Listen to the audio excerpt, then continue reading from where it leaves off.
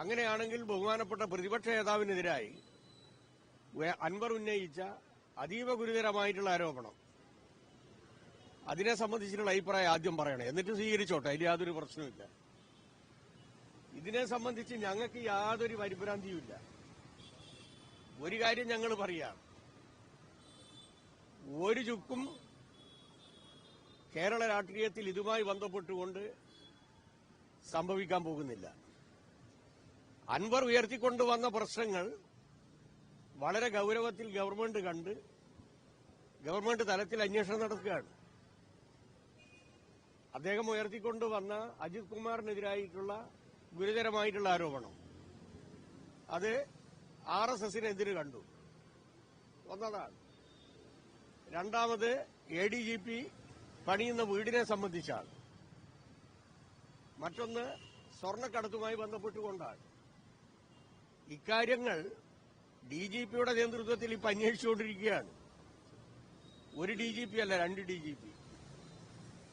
ഒന്ന് വിജിലൻസിന്റെ DGP ആണൊന്ന് അന്വേഷിക്കുന്നത്, അഴിമതി ആരോപണവുമായി ബന്ധപ്പെട്ടുകൊണ്ട്. മറ്റൊന്ന് DGP ജനറൽ DGP അദ്ദേഹം അന്വേഷിക്കുകയാണ്. അദ്ദേഹത്തിന്റെ വലിയൊരു ടീമാണ് അന്വേഷിക്കുന്നത്, സ്പെഷ്യൽ ഇൻവെസ്റ്റിഗേഷൻ ടീമാണ് അന്വേഷിക്കുന്നത്. ഒന്നന്വേഷിച്ചത് തൃശൂർ പൂരവുമായി ബന്ധപ്പെട്ടുകൊണ്ട് ADGP ആണ്, അജിത് കുമാറാണ്. അജിത് കുമാറിന്റെ അന്വേഷണവുമായി ബന്ധപ്പെട്ടുകൊണ്ട് ചില ഭേദഗതികൾ ആ റിപ്പോർട്ടിന്റെ ഭാഗമായി DGPയുടെ ഭാഗത്തുനിന്ന് വന്നു. അത് ലോ സെക്രട്ടറിക്ക് റെഫർ ചെയ്തു. ലോ സെക്രട്ടറി ഇപ്പോ ഒരു ശുപാർശ ഗവൺമെന്റിനോട് നടത്തിയിട്ടുണ്ട്, വിശ്വാസില്ല. അതും ഗവൺമെന്റ് പരിശോധിച്ചുകൊണ്ടിരിക്കുകയാണ്, വളരെ ഗൌരവത്തിൽ തന്നെ. അപ്പൊ അദ്ദേഹം ആദ്യം ഉന്നയിച്ച ആരോപണങ്ങളുമായി ബന്ധപ്പെട്ടുകൊണ്ട് അതിശക്തമായിട്ടുള്ള അന്വേഷണവും അതിന്റെ ഭാഗമായിട്ടുള്ള നടപടികളിലേക്കും ഗവൺമെന്റ് പോകുമ്പോൾ അൻവർ ആദ്യം തന്നെ ഉന്നയിച്ച ആരോപണങ്ങളിൽ അതിന്റെ സത്യാവസ്ഥ പുറത്തു വരുന്നതിന് അദ്ദേഹത്തിന് എന്തെങ്കിലും മടിയുണ്ടോ എന്നുള്ളതാണ് ഇപ്പോൾ സംശയം. അദ്ദേഹം ഉന്നയിച്ച ആരോപണങ്ങളിൽ അദ്ദേഹം ഉറച്ചു നിൽക്കുന്നുണ്ടെങ്കിൽ ഗവൺമെന്റുമായി സഹകരിക്കുകയാണ് അദ്ദേഹം ചെയ്യേണ്ടത്. DGPയെ സംബന്ധിച്ച് ഒരാളും ഒരാക്ഷേപവും പറഞ്ഞിട്ടില്ലല്ലോ. DGP വിജിലൻസിനെ സംബന്ധിച്ച് ഒരാക്ഷേപവും പറഞ്ഞിട്ടില്ലല്ലോ.